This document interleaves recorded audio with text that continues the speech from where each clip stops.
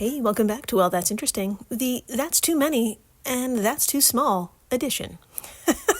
Today is episode 237. Let's talk about Saturn's 128 newly discovered moons and this teeny galaxy, 1/1,000,000th the size of the Milky Way. My friends, do you know the old saying, too much of a good thing? It's an idiom that can be traced back hundreds of years and is more often than not credited to William Shakespeare and the play As You Like It, where in Act 4, Scene 1, the character Rosalind, who disguised as a man named Ganymede, ponders, quote, "Can one desire too much of a good thing?" Now, this may come as a surprise, but Billy Shakes wasn't the first to approach this concept. Good old Greek storyteller Aesop, in the way back, from 1620 to 564 BCE, wrote in a more straightforward manner, quote, "It is possible to have too much of a good thing," end quote. The line suggests that while it's totally normal to desire good stuff, there's a point at which even these can become excessive or harmful. However, all-around badass Mae West would disagree, having infamously turned the phrase on its head with, "Too much of a good thing can be wonderful." I have to say, the planet Saturn, if it could choose, would totally be Team Mae West when it comes to excess. This bitch has a total of 274 moons. And now I ask you, do you have 274 of anything? No, you do not. Saturn, the planet already known for its flamboyant display of rings, the farthest of which extends 80,000 kilometers, or 50,000 miles away from its equator, by the way, has hundreds of moons bejeweling them.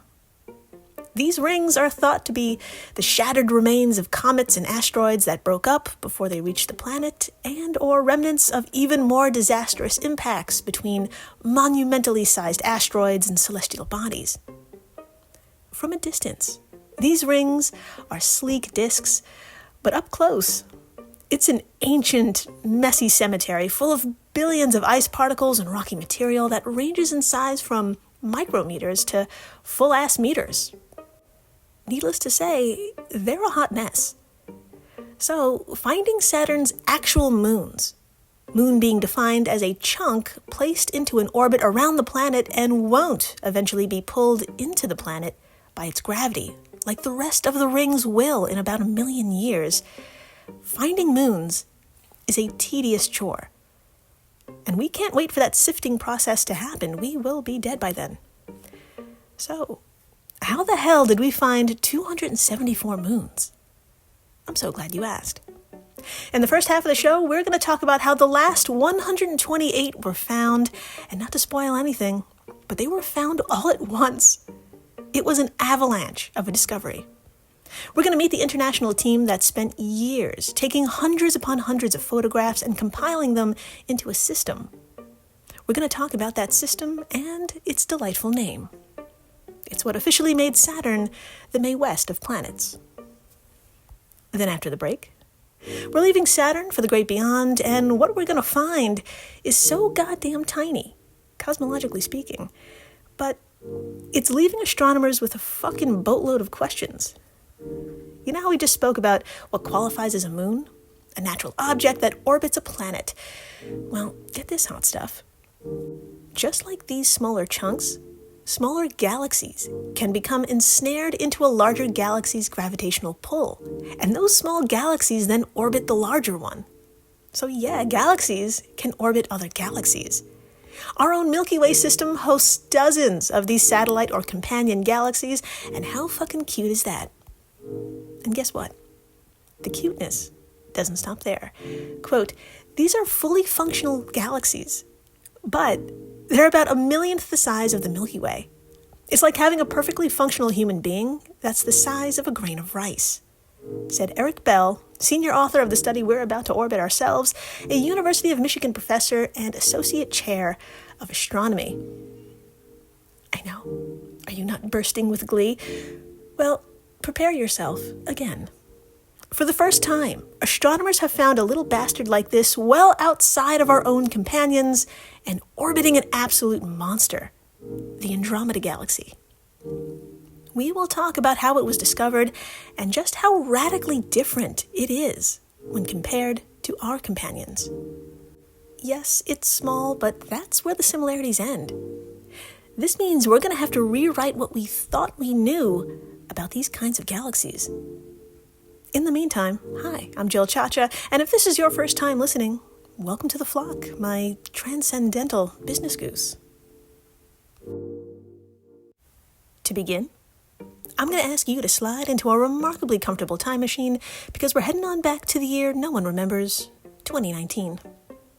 Now, that statement holds true for many of us, but for a certain tiny but mighty team of astronomers from Taiwan, Canada, France, and the United States, it was the beginning of a journey that would crown Saturn as our solar system's undisputed moon slut.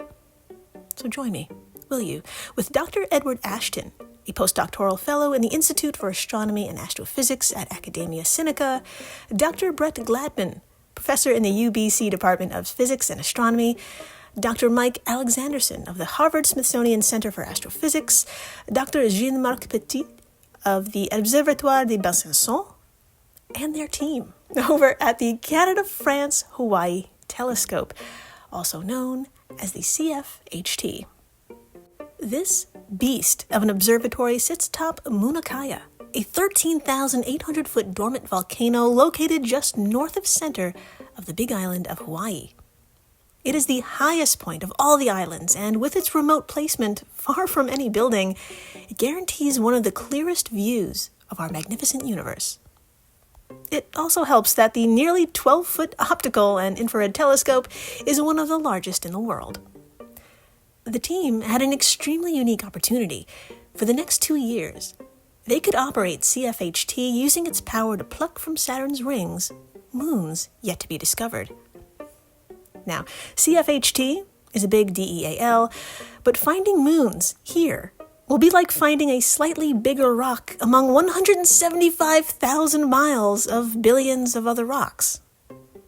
And if that sounds like a huge range to you, it is. For context, that's the length of 21 Earths side by side.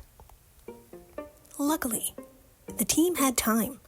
From 2019 to 2021, they would repeatedly monitor the sky around Saturn in minute detail, snapping thousands of photos to strengthen the case for any object they felt could be orbiting the planet without a doomed fate.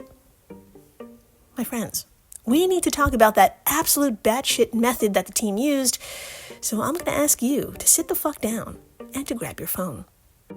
Head on over to today's post over at the old socials and swipe past a sexy photo of the CFHT. You're going to land on a handy-dandy illustration of what I call the old shift and stack, or what Dr. Ashton's team simply calls the shift and stack method. Now, if you're too busy shifting and stacking something else at the moment, don't you worry. I will do my very best to explain a process that takes more patience than I can possibly imagine. My angelic business goose, I ask you to imagine the planet Saturn against the night sky. Ah, it's gorgeous. Now, if you will, draw a small, very small square over a section of it. Fabulous. Now, focusing only on that panel, zoom in and in and in until you see faint objects that are about 1 kilometer or about half a mile across and highlight them. All of them. Okay, perfect. Now, for nearly every night for the next 2 years, I'd like you to do what Ashton and the gang did. Take about 44 photos of this area over a 3-hour-long exposure.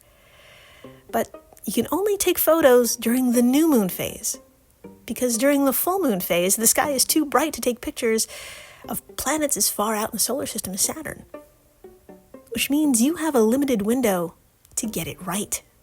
Quote, there will be gaps of 14 to 20 days where you can't observe, so you have to catch a few good nights in a row, and then you have to predict where Saturn's going to be a month later in order to recover it.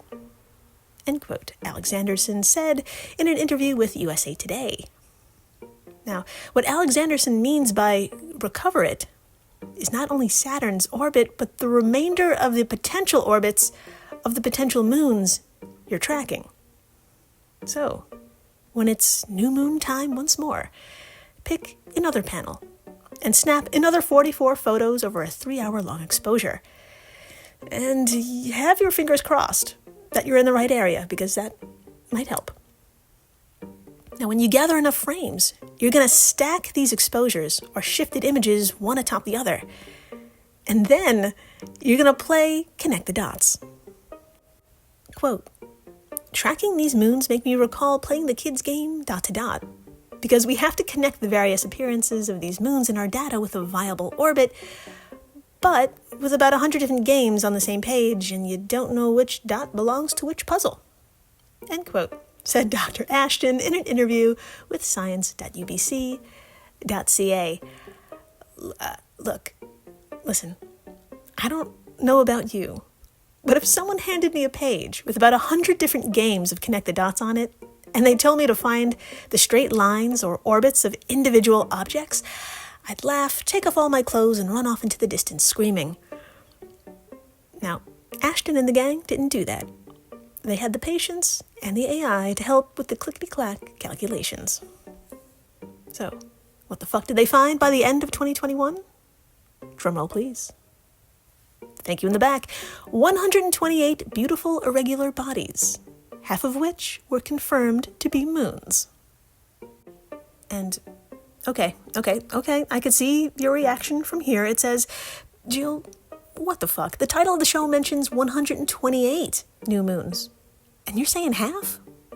And what do you mean by irregular bodies? That's so mean.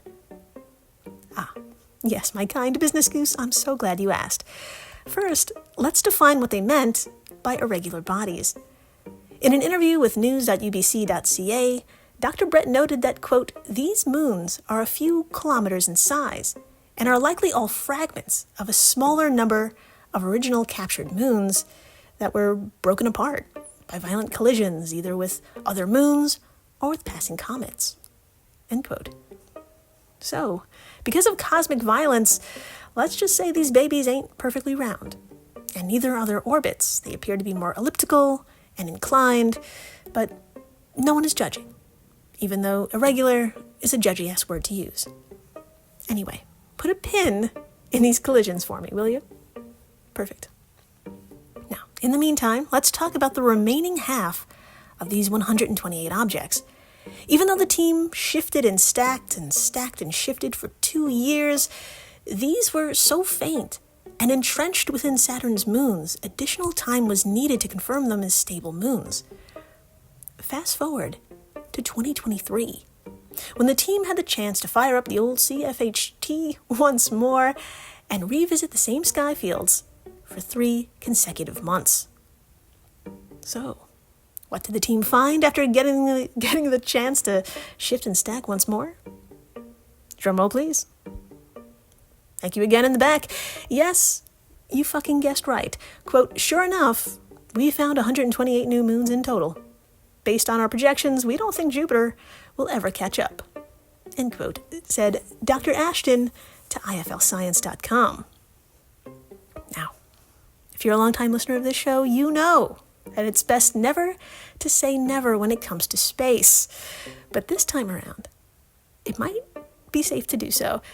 The recent discovery brings the total number of moons around Saturn to 274, which is so goddamn many. If you added up all the moons of the remaining planets, that would only amount to about half of this number. It's very much looking like Jupiter will remain a bridesmaid with a mere 95 moons at the time of this recording in May of 2025. Now, speaking of time, let's unpin that pin from before, the one about collisions. Approximately 100 million years ago, Saturn acquired her rings, and there are a few theories as to how. Because the planet is surrounded by a huge number of small moons, and a much, much smaller number of large moons, these teeny fuckers suggest that they could be the remains of multiple icy moons that collided and shattered. They may even be the debris of one single large moon that got way too close to Saturn and was torn apart by its strong gravity. And the sheer number of new moons supports the ring timeline. If their formation occurred farther back, like way farther back, they would be so worn away into even smaller bits by now, so much so that not even the old shift and stack method could find them. And the location of these 128 new moons is also truly telling. Please, drop whatever celestial body you're holding right now and pick up your phone.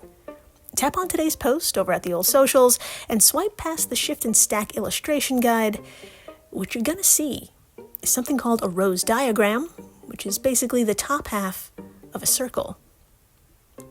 My friends, there is a fucking rainbow of blue, magenta, and red circles in the lower left-hand corner. That is quite the cluster.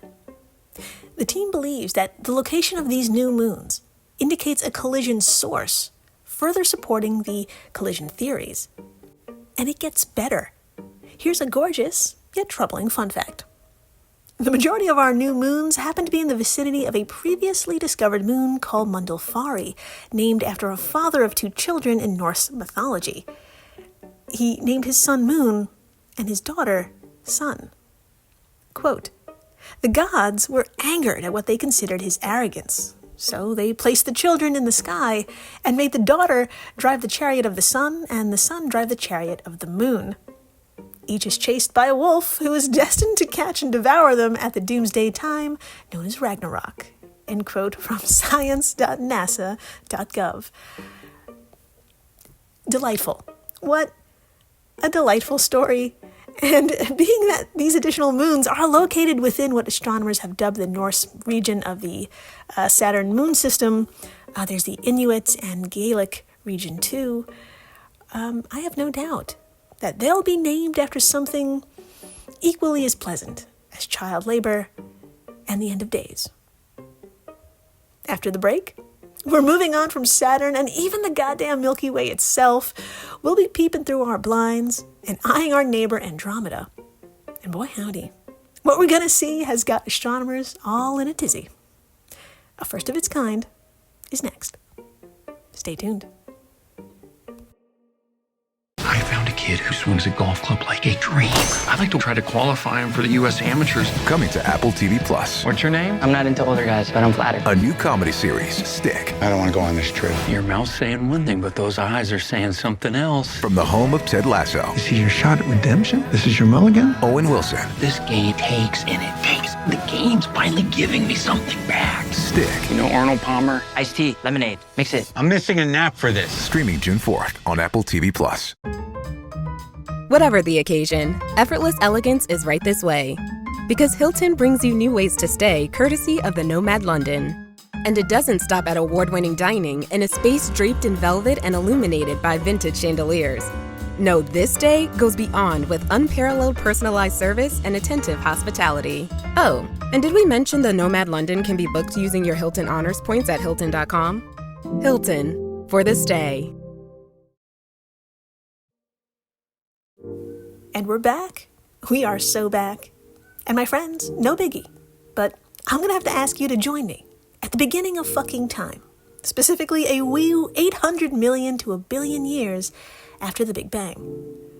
It was here the chaos of our newly birthed universe settled from an extremely hot, dense, opaque primordial soup of particles and energy into an expansive, chilled environment that allowed gases to combine into countless stars, and countless stars to gather into anywhere between 100 billion to 2 trillion galaxies. Put a pin in that. Anyway, as this new age began, between those stars pumping out energy, black holes consuming matter, and quasars shooting off spectrums of their own energy, the universe began to heat up once more. According to the University of Michigan's March 2025 news release, for small galaxies, and by small I mean for space, like galaxies with less mass than about 100,000 suns, quote, this was thought to be a death sentence for star formation. The heat would basically cook off the gas needed to seed stars, end quote.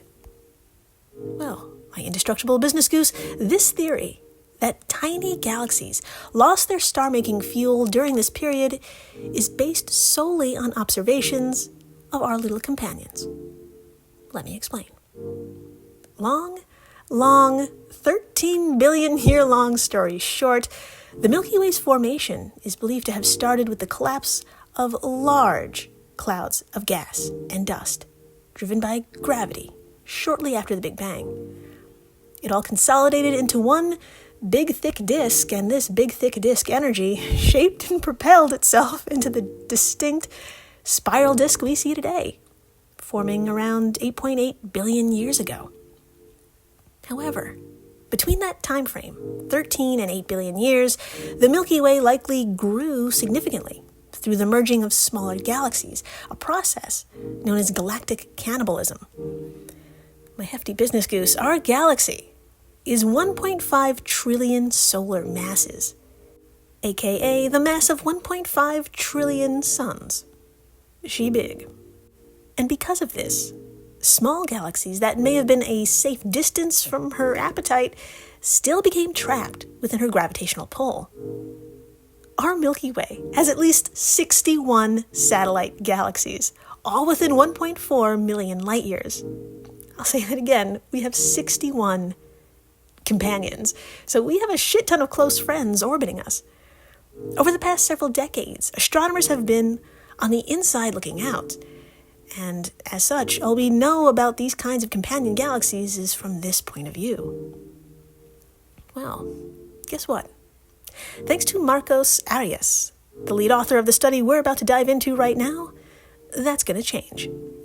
So join me, will you, with Marcos, who performed this work as an undergraduate student at UM's Department of Astronomy and is currently a post-bachelorette researcher in astronomy and physics, congratulations, and Eric Bell, just Eric Bell, and their team, who recently scored some time with the Hubble Space Telescope. Sorry.